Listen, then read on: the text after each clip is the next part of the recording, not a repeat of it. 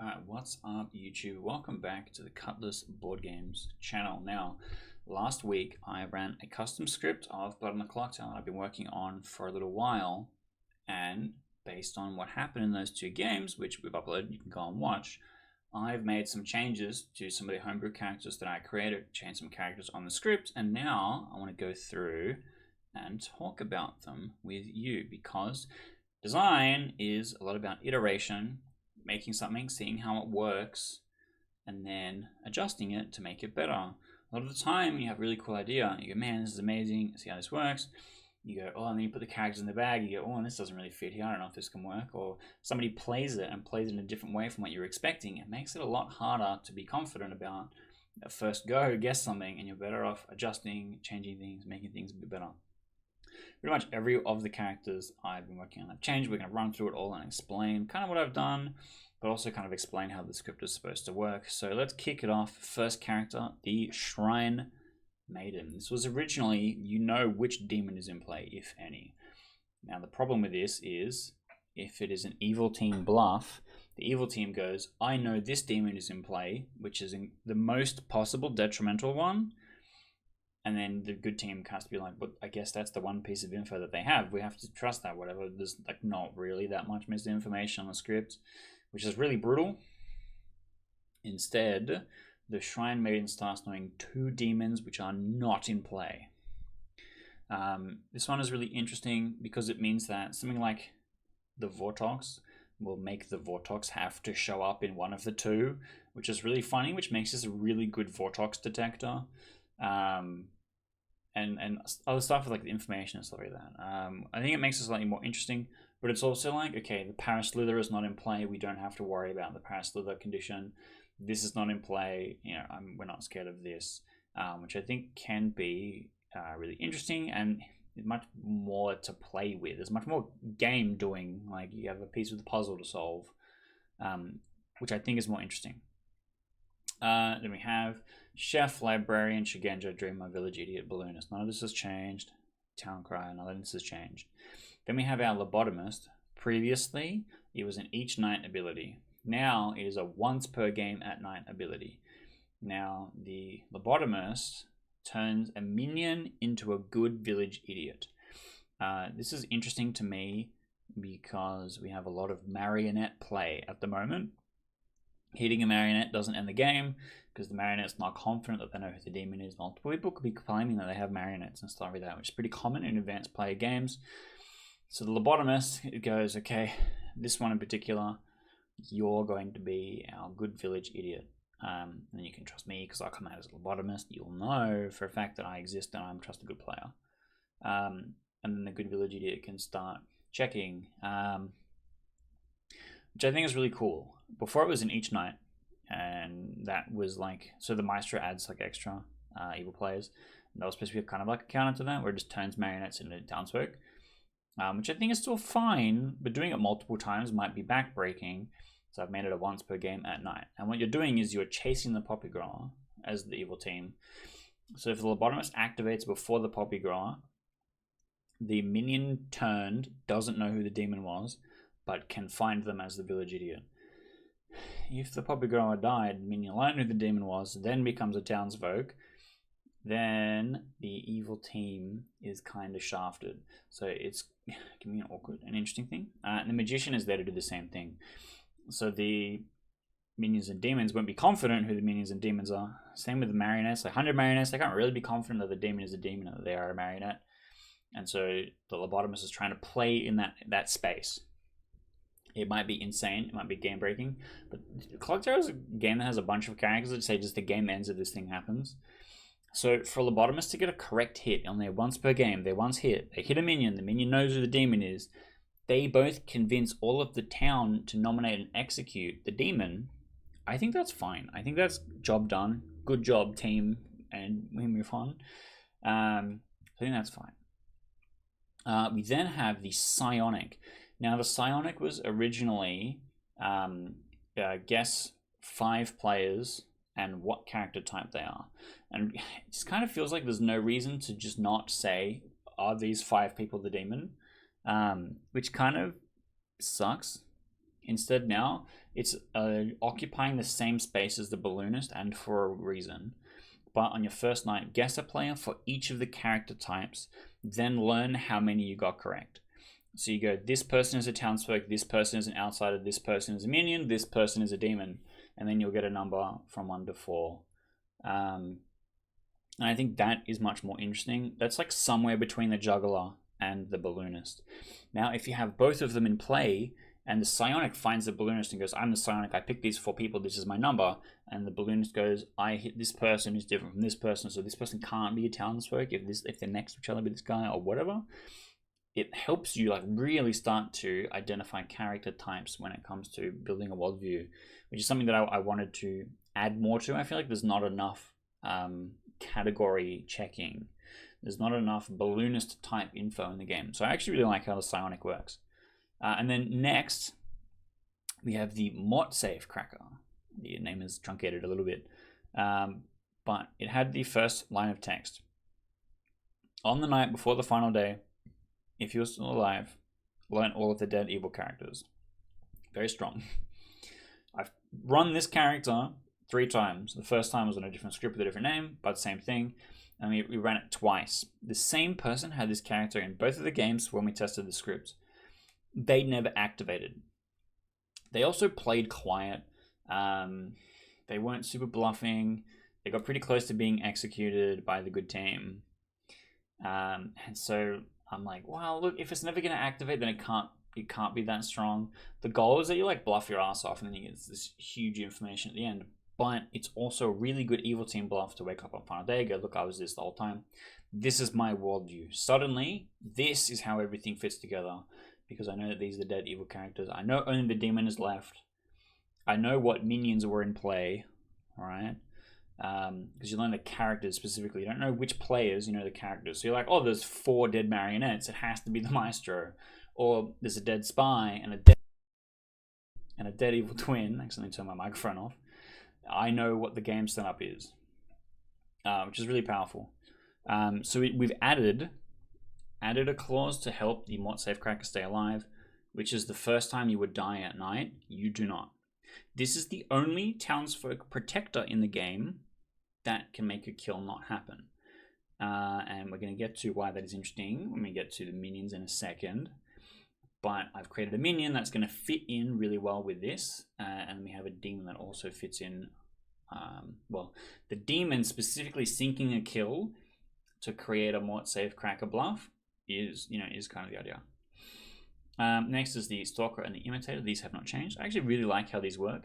The Stalker is a little confusing with the -1 outsider bit, which we had some people ask about this. Basically, the Stalker is an ability given to the demon and is not a character put in the bag. You only give the demon this ability if there is an outsider to be a Stalker. And then the -1 outsiders is just there's -1 outsiders at setup because the Stalker is that outsider that it's supposed to be. It's just not in the bag. Whereas the Drunk is always in the setup and the Marionette is always in the setup, but it replaces a townsfolk that exists in the same way that the Stalker does, but it's there at setup. Like it's already there, whereas the Demon makes a choice at a time to create a Stalker. I didn't know a succinct way to explain this, so I just did -1 outsider. But yeah, I really like how these characters work. And then the other change is that we no longer have the damsel.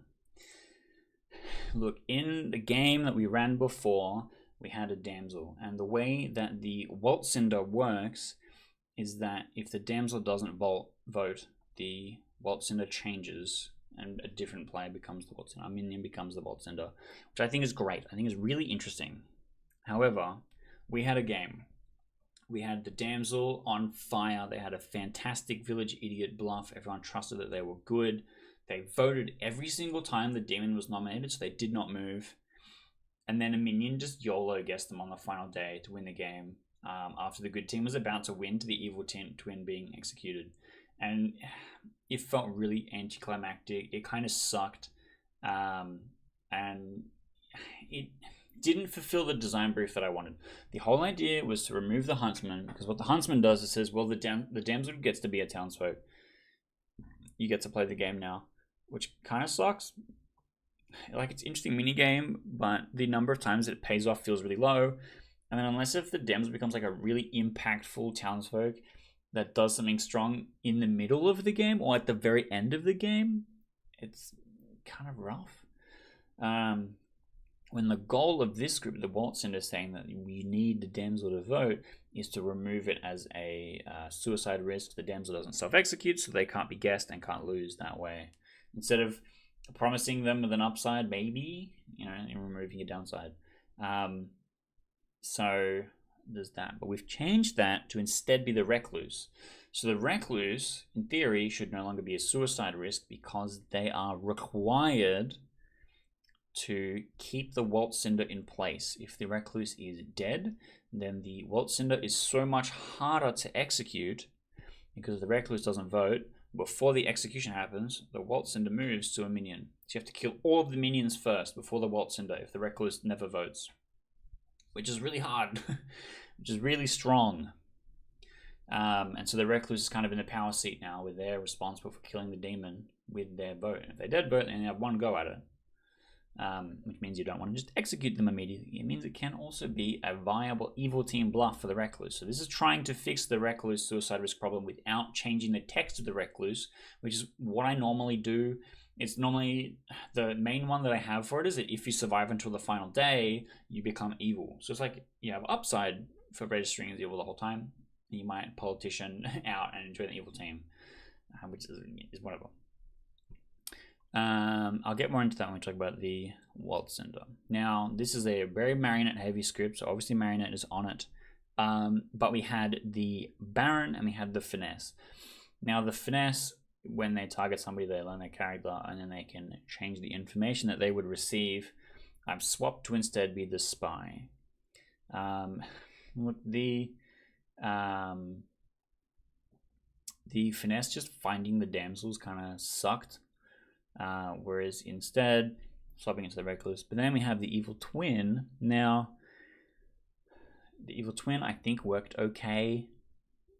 When we actually ran it in a game, the Evil Twin player denied being a twin, and everyone thought that the other player was evil.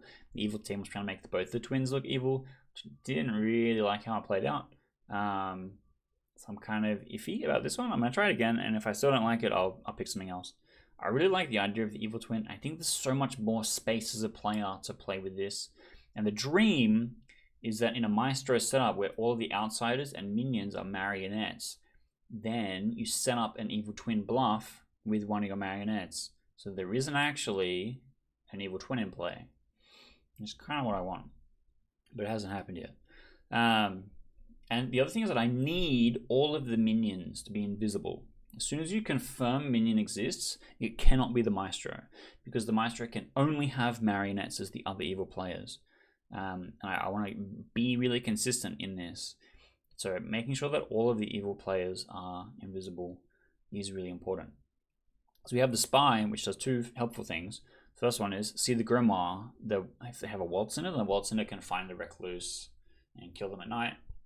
Probably too strong, but it means the good team's going to get extra info. It also means that they can find the Mort Safe Cracker and so on. So I think that would be really interesting to see. And also, depending on the balance, I can have the Spy register as a good player to the Lobotomist. The Lobotomist doesn't activate. So I don't know, it gives me a lot of weird and interesting freedom with what's going on. So I'm curious to see how that's going to go instead. And I'm keen to try the Evil Twin, but we have the new minion, the Slanderist. And I like the Slanderist here because it works interestingly with the Mort Safe Cracker. The Slanderist says once per game at night, asterisk, players cannot die. None of them. Players cannot die until dawn. Like they can be executed the next day, but they can't die until dawn. All townsfolk abilities yield false information until dawn. This is similar to the Minstrel, except the evil players is like, haha, tonight's the night. But the Slanderers can be simulated if the demon sinks or the demon hits the Mort Safe Cracker. So any time town wakes up, no one died last night, everyone's like, oh no, was all of my information false last night? Or does an evil player come and claim mod safe cracker, and then people don't believe that all the information was false last night?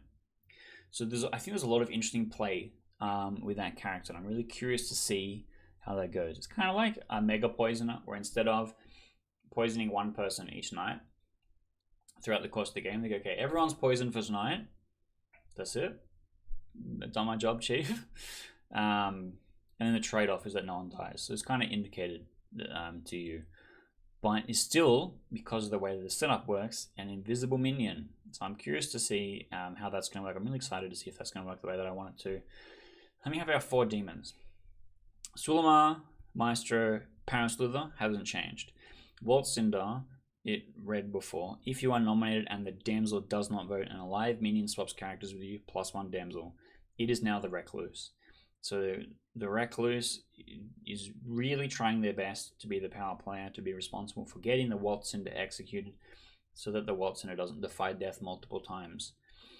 And then adding the Recluse is obviously going to be detrimental down, because it might make abilities misregister. The Shrine Maiden hitting a Recluse and being like, okay, here's a different combination of demons that are not in play.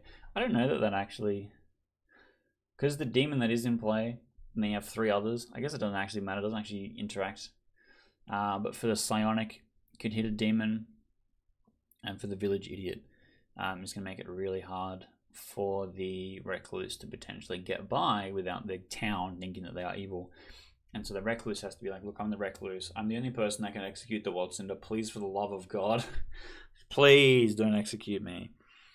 And instead of being an outsider, where your out is to die or be evil or whatever, you're stuck trying to live this stressful existence of trying to win the game. That's kind of what I wanted. So I'm actually really excited to try this again. I think this is going to work a little bit better than it did before. I've adjusted some things. I think that it's going to be a bit more consistent. Hopefully we'll see a mod safe cracker get closer to final day. Hopefully we'll see some more interesting evil twin shenaniganery. Because the idea is that all of the evil characters are just as scary as they are not in play as they are in play. If you have a Maestro publicly claiming to be the Paraslither on the final day, to all the dead players to be like, yo, what's up? I'm the Paraslither. Don't vote. You become evil. We win this game. Is fun. Is going to be interesting, right? 2 marionettes claiming to be an evil twin. The demon sinking a kill to simulate a slanderous activation. All of these kind of things. People going, oh, has my information misregistered because of the Sulamar, or because of the spy, or because of the Recluse, or because I'm drunk or poisoned? So I'm really excited to see how this all comes together. And next Monday, hopefully, I'll get a chance to play it. So stick around. I have been uploading a couple of extra Clocktower videos this time around, so check those out as well. And if you've been enjoying it, let me know. And if you have any questions about the custom characters, or you have any cool custom characters of your own, I would love to hear about it, because I'm really interested in workshopping stuff for this game. I think there's a lot of design space still available for us to make cool and new and interesting things. And I've been looking forward to trying it out and seeing how it goes. So hopefully I'll see you then.